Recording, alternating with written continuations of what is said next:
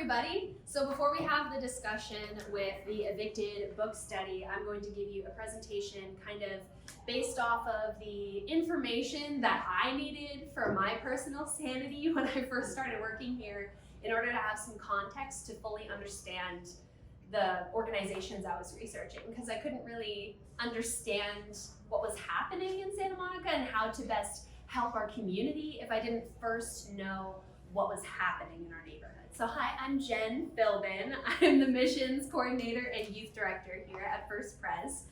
And I'm happy to and excited to share this information with you.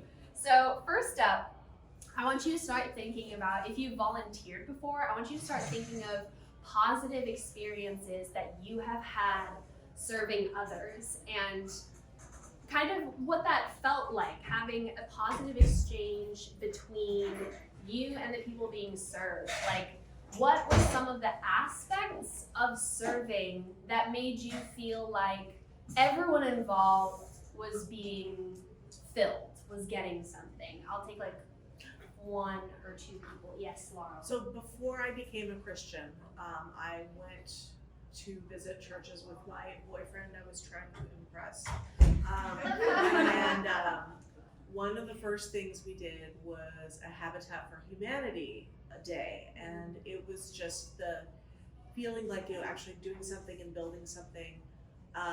I didn't really know what a Christian was, but after I had participated, I'm like, that's what a Christian does. That's it. So that was a really powerful, impact. It had a powerful impact on me, and I later got baptized. So wonderful. Yeah. So if you're not comfortable sharing, you can think about do you want to share something? Oh, I was just gonna follow up and say an active thing. Yeah. I used to volunteer at Safe Place for Youth.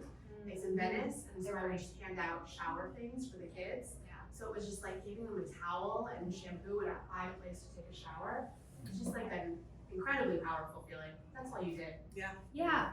Like being active and involved and face to face with the people that you're serving. So for the sake of time, we'll move on, but like I want us to be thinking about those positive experiences that we've had serving as we move forward with this study. So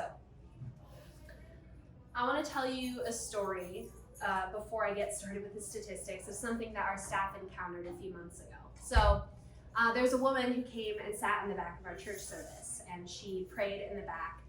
And the next week, when our staff was having lunch, she knocked on our door and she brought her bulletin to show that she had come to a service here. And we recognized her from church that Sunday. And through talking to her, we learned that she was a newly homeless woman and she was fleeing a domestic abuse situation. So we asked if she was connected to any services in the area, and she's connected with Step Up on Second, which is an organization that we sponsor. But the caseworker was having trouble finding permanent housing for her, and she said it was taking a while, so until then she was on the streets. So we kind of rushed around the office to kind of find, because we didn't want to leave her with nothing, like we wanted to give her some resources. So all we could scrounge up together were 2 $5 bus passes. And she was so grateful, and we gave her some encouragement, and we're like, you can do this, and we sent her on our way. And then she came to church again the next Sunday. And she talked to some of our staff members, and she said that she had found someone to sponsor her to stay at a hostel. And she got to take a shower and sleep in a warm bed under a roof for a few days. And we were so grateful that someone had done it for her, and we prayed with her and thanked God for her, and then she went on her way. And then the next week, she came back to church again. And this time, she said that she had gone to another church, and they had sponsored her and partnered her with a couple that was going to walk with her through this process, and they were able to get her into a women's shelter until Step Up was able to find her permanent housing. And she wanted to let us know, like for closure purposes, so that she could move on, that although she loved our church and she was thankful for all of our encouragement, that she was going to be knitting herself into a community that would walk alongside of her, and that she would be planting herself at that church instead. And I just wanted us to think about this story, and after COVID, this instance kind of gives us a reason to pause and ask ourselves, are we using our resources to the best of our ability? Although there's so many great organizations that we sponsor and that we give money to, there are still going to be women coming to our doorstep asking for help, because although the organizations are trying their best, there's only so much that they can do when they're understaffed and overrun, especially in Santa Monica, where homelessness is a big problem. So as a Matthew 25 church, we're committed to the problems that COVID has exposed, such as structural racism and systemic poverty. And as we move forward, I just wanted us to think about this story and think about what we want to be doing in this community. So let's start by looking at our neighborhood. So this shaded area is Santa Monica, our beloved city. And then I'm going to be focusing on the census tract that is ours, that our church resides on, kind of on the cusp. There, it's our logo. It's very professional and logoed. So these are kind of the stats of our city, how many people live here. And to give you an idea of our census tract in our neighborhood, it stretches from Wilshire to Pico and Lincoln all the way to the pier. So according to our census data that just came in, 23.7% of the people who live in our church's neighborhood live in poverty. And 19% of those individuals are children under the age of 18. And 35% are over the age of 65, seniors. So that's more than double the rate of Santa Monica. So our specific town is more than the rest of Santa Monica, the average. And it's more than 1.5 times the rate of Los Angeles County. And about almost half of our residents make under 50K a year, our households. And since it's so expensive to live here, that is the average value of homes in Santa Monica. Lots of people can't afford rent in Santa Monica. So most people rent, but the thing is that this is the amount of people that make under 50K, and if you look at the average rent in downtown Santa Monica, and then you multiply that by 12 months out of the year, it comes a little under $52,000 a year for rent alone. So if you think of that math, it kind of doesn't add up. You think, oh, a lot more people are going to be homeless and struggling. And some of that is accounted for the vouchers and the Section 8 housing that is already being taken advantage of. But as our youth group just discussed, in Los Angeles County, only 25% of housing vouchers are actually being cashed in and used. So there's lots of bureaucracy in the way and a lot of extra steps that homeless people have to go through in order to get these vouchers cashed in that is keeping them from, they're unmotivated because it feels like a mountain of things that they have to do. They have to go to this place to get this, to this place to get that. But that's like a whole other issue that they're having to deal with. But so based off of what we're seeing here and the poverty statistics that we saw on the previous screen are determined by the national poverty statistics and the national poverty line. But when you look at the specific context of Santa Monica and the extra expenses of having to live here, like the average rent in Los Angeles County is almost half the amount that it would be in this neighborhood. So if you look at the specific circumstances of the people who are living in this neighborhood, you kind of realize that more people are living in poverty situations than you would realize because of the added living expenses here. So City Council realizes that homelessness is a big issue in Santa Monica. We can all see it. So every year they conduct a homeless count. And actually the last one happened this Wednesday. We announced it at our church since it's run by volunteers. And since the map is so big, I divided it into two sections so you can see it more clearly. So this is the east side of Santa Monica. And you can see, so we have 807 individuals who are unhoused. And the boxes that you will see are vehicles, and the triangles are tent structures, and then the circles are people who are just unsheltered, like you'll see some people just kind of lying on the side of the road with blankets. And then the pentagons are shelters of like more gathered homeless individuals that organizations are housing. So that leaves us with 608 unsheltered individuals, ones that don't have a car or don't have some kind of tent structure.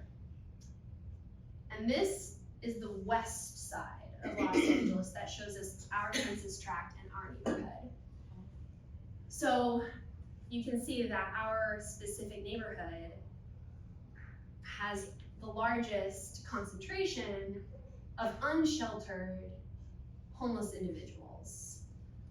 This is the last census, not the one that was last night. Yeah, this is They don't have the statistics most for that, recent information that we have from last year's count.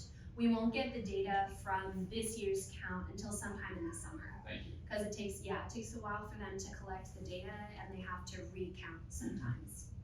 So yeah, this is the most recent information that we have.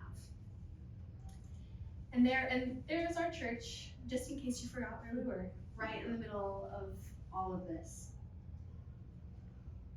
So, in case you were wondering of what some of these clusters were of people, there are some shelters like Upward Bound House, Ocean Park Community Center, and the People Concern that shelter these individuals that have the 51 or greater clusters that you see. So there are three main points that Matthew 25 churches care about, which we are, which is congregational vitality, joyfully engaging in our community, and systemic poverty, eradicating systemic poverty, and changing policy to help people who are experiencing poverty and eradicating racism. So let me make sure that I'm just like not driving off the rails here. So how can we take what we know and the data that we have collected and do those things, like apply the concepts of Matthew 25 and joyfully engage in a community? So let's take a look at what we're currently doing as a church. Currently, we are supporting a bunch of agencies that are pouring into our community and trying to meet Matthew 25's vision in their own unique way, and I think they're succeeding. Currently, we don't have any in-person projects. We used to do make sack lunches every month. Everyone really liked that, and we just did the gift drive. So those are the physical things that we've done recently, but currently we're not doing any in-person projects. And this is kind of a breakdown of all the people that we are giving money to and supporting in our area. So although these are all great and they're all meeting Matthew 25's vision in their unique way, I've been talking and meeting with a lot of organizations in the area, and they're saying that there's a lot of turnover. I've been trying to connect with Upward Bound House and get us volunteer opportunities, but they're so overworked and so overwhelmed that it's even hard to schedule volunteers, which is kind of backwards when you think about it, but it's true. They only can have the resources that they have and the people that they're already working with. Sometimes it's hard to get instated in some of these programs, so we have to take a wider search and look for more opportunities. So the lunch drive that we did, I kind of wanted to explain, because I know a lot of people were really invested in this project and really loved this project, and there's a resurgence of people trying to get this project to start back up again. And I kind of wanted to take a closer look at this, of the total cost that it had for us, for all of the extra items that weren't the sandwiches, is $320 a month. And that itself we can do. but that doesn't include staff compensation and the drive. Sometimes it went to Hollywood, sometimes it went to the VA. We would hope that it was getting distributed right away to the people that needed it most, but the thing is that we really didn't know where the sandwiches were going, and we didn't really know how they were being distributed. And I was actually talking to a missions team member last week, and I was asking her to, talk to the VA and say, hey, would these sandwiches be helpful if we started this project again? And she brought up a good point that I honestly had never myself considered, which was, who would find 120 random sandwiches once a month helpful? And I was like, that's a good question. Like these are the questions that we need to be asking, and that I want us to look at everything that we do. I want us to look at the need and make sure that we're not just like throwing resources at people and hoping that it'll help someone, but that we're looking at the need that's there and then meeting it. And after a closer look and talking to some organizations, it could be helpful, because many local organizations close during the weekends and they're only open from Monday to Friday. So it could be helpful to have 120 sandwiches on a Sunday to keep people surviving throughout the weekend, like most churches do through the weekend, to try and be supplemental help. But I just thought that was funny, because I had never considered, I was so caught up in like, oh, this is what people like doing, this is what we have done in the past, that I never really asked that question of whether this was actually meeting a need. One So, addendum. Yeah. When we took the sandwiches, we found a homeless shelter in downtown Los Angeles. Yeah. They had refrigerators, and they Good. kept them and stored them, and then they put them out over a period of time. Good. So they were very clear about what they did with it. Okay, good. But they no longer wanted them when we stopped. Yeah, okay, that's good. That's good to know. The line of communication. I'm just curious why it was in Hollywood and not somewhere closer. That's one of the questions that we asked too, because when Peter and I were tasked to deliver the sandwiches, we were given the address in Hollywood, and we just wondered, like, with the data that we've seen and the need in our neighborhood, like, why were we driving to Hollywood when there are people like right here that need services? So that's why we're looking at the VA and other associations that are near, because it just felt kind of like, yeah, other people are taking care of Hollywood people. We need to take care of our people, our neighborhood. And so as we think of all this data, I just want us to ask ourselves, like, what kind of church do we want to be? Like, I know I have seen the giving spirit of this church. I've seen the excitement when we have projects. I know that we don't want to be a church that just writes checks. Like, I feel like, I feel. Why not? It's fun writing checks. That's true. That's true. And although, and we want to continue to write those checks, right? Because we can, and we're blessed with the ability to give to the amount that we are. And what I want to do is, in addition to that, I want to find a project that involves our talents and our energy as well as our checks and what's in our pockets. Yeah, Laura. I'm conscious of the time. I know we were planning to end at 12:15. I mean, you guys are welcome to stay and like chit chat about stuff, but this first session was really, Jen, you did amazing. Oh, thank you.